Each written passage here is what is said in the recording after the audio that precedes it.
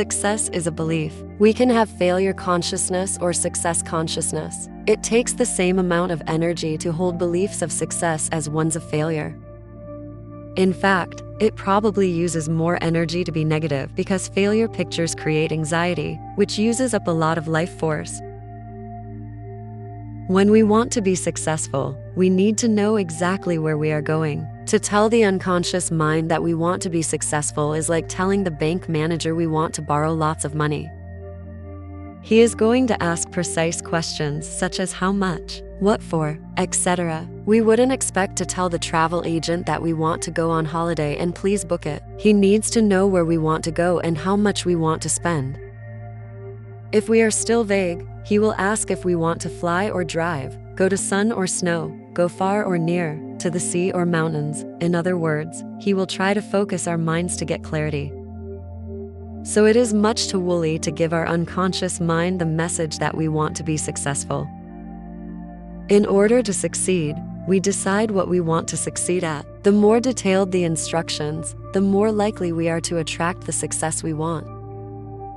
It is important to be really motivated by what we want to succeed at. We need to believe in it, to enjoy it, to talk about it, and to enthuse. This energizes our vision. Then we have committed ourselves to success.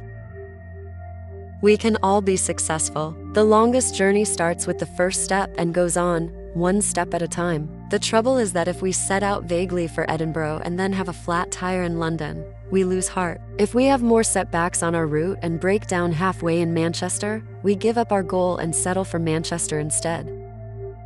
How different would it be if we have a burning desire to get to Edinburgh? If there is something important that we want to do or see in Edinburgh, we talk about Edinburgh, we think about it, we focus on it, we intend to get there. Flat tires and breakdowns are then merely hiccups on the way. Nothing short of Edinburgh will do. Furthermore, when we are motivated and excited, when we are full of energy about our mission, we will fire other people with enthusiasm to come with us or to help us on our way. Then it is success. Here we come. We can all be successful, with intention to reach our goal, with dedication, commitment, and enthusiasm. We can overcome anything. Some people have more setbacks than others. In fact, the more successful we are, the more setbacks we have usually coped with. Here is a story I was once told about someone who couldn't cope with rejection. Each rejection was a major setback for him. He was a teacher, and a very good one, but one of the lowest paid in the school. Because he so feared rejection and failure, he wouldn't apply for promotion. One day, in the staff room, he listened to other teachers talking and they were boasting, yes, boasting, about the number of job rejections they had had. And as he listened, he realized that the more senior the teacher, the more failures he had had. And the person with the most setbacks of all was the head teacher. So, failure and setbacks aren't what they seem. They are stepping stones to success. They are strengtheners to weed out the committed from the uncommitted. And who puts the setbacks and obstacles in our path to success? We do.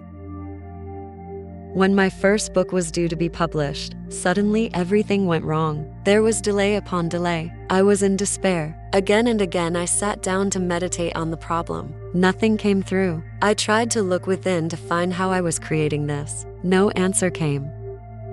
One day a friend gave me the name of a soul therapist who had helped her. I went to see her a few days later.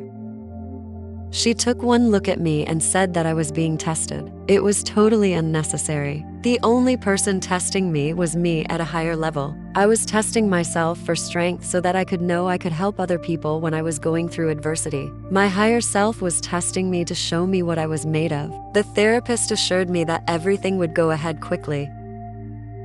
It was a relief. I sat back then and waited for all to go ahead, which it did. All around me, people kept telling me my aura was looking much stronger. When I was in my early 20s, I read a book on people who had become millionaires. The one thing I still remember from that book was this advice: if you wish to be a millionaire, mix with millionaires and very rich people and some of it will rub off on you. So if we really want to be successful, prosperous, positive, and happy, then it is time to weed the miserable, negative, and unsuccessful people out of our lives. It sounds harsh, but we wouldn't let weeds choke our beautiful flowers. We would pull the weeds out without a second thought. So why should we let ourselves be choked by weedy people? These weedy people are mirrors of our negative aspects, and the desire to be successful tells us it is time to let go of these negative mirrors and look into positive ones. Many of us fail to become successful and reach our goals because we are confused. We let conflicting thoughts go round and round in our minds. When we are confused, we are symbolically driving round and round the Manchester Ring Road. Sometimes it is because we are afraid we will take the wrong road. Even more likely to keep us driving round the ring road is the fact that we really are not sure where we want to go. The solution for confusion is simple. We must go into our inner wisdom. In other words, meditate or go somewhere quiet where our mind can stop whirling and be still. Then we need to make a decision. Having made the decision, we must stick to it. If we turn back, we turn to salt. Like Lot's wife, we crystallize. There is no such thing as a wrong decision. There are decisions to move or to stay stuck. We either open a door and explore the possibilities, or we stay in the corridor. A decision is an energy of strength, and the universe rewards strength, so decisions activate spiritual law and doors open. Decisions open opportunities. If we are making decisions, focusing on success and know what we want, but are failing, then it is time to look at our underlying beliefs. Before we come into this life, we have preconceptions. These are beliefs based on our past experiences, which we hold in our subconscious, our inner computer. Our beliefs are the foundations on which we build our lives. We are each responsible for our own beliefs. The law of attraction says that like attracts like, so whatever we believe, we attract. Thus, the universe holds in front of us a mirror of what we believe.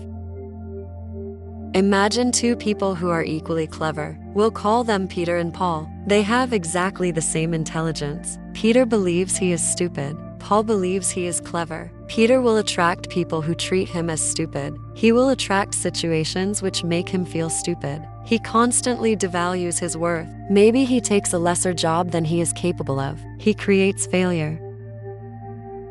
Paul believes he is clever and attracts jibs which extend his capability. He feels confident in his ability. Because he believes he is clever, people treat him as such, and he soon creates situations where he feels good and succeeds. He attracts success. So from the same intelligence, each creates a different situation from their beliefs. It is Peter's responsibility to look at the beliefs he holds that create his failure. To find clues about the beliefs he holds, he can watch his thoughts and listen to what he says to people. Then each time he thinks failure thoughts, he can stop and make positive affirmations. They are very powerful. He can also visualize a positive outcome. This puts positive pictures into his unconscious mind. The more enthusiasm and fire he puts into this visualization, the more effective it will be. The unconscious works exactly like a computer. It is programmed with pictures. Positively visualizing success will change the programming. When we set our minds on success, we activate spiritual law and seeming miracles happen. Jen was well aware of the laws, but even she was surprised at the results when she activated them. She decided she was bored with her job, that she deserved more money and a company car. She worked for a big company and decided that she wanted a double promotion to reach her goal. So she set to work to activate the laws. She wrote down, "I am now a manager with a salary of X amount per year with a red company Cavalier." She pinned the piece of paper over her bed, taped it onto the fridge, in her car, everywhere she could see the words. She drew a picture of herself sitting in a manager's office, and she made constant affirmations of success. Then she focused her mind on being a manager. She mixed with the other managers, even sitting with them at lunchtime when she could. She bought new clothes as if she had already been promoted. Within a month, she had been promoted to a manager's job. She had a red Cavalier as a company car. Her boyfriend was very impressed. He was in a dead-end job and wanted to get out of it. but he couldn't see a way out. He was a mechanic and had no other skills. Jen told him to make affirmations of new opportunities and focus on the salary he wanted. She knew that we only have to hold the goal in our vision. The universe will find the means and prompt us to do anything necessary. When we change our beliefs into positive ones, we magnetize success. Thank you for watching. Don't forget to subscribe to my channel, Astral Bee, and to click on the notification bell so you don't miss out on new chapters arriving in the Transformation series. May love, light, and inspiration always find you.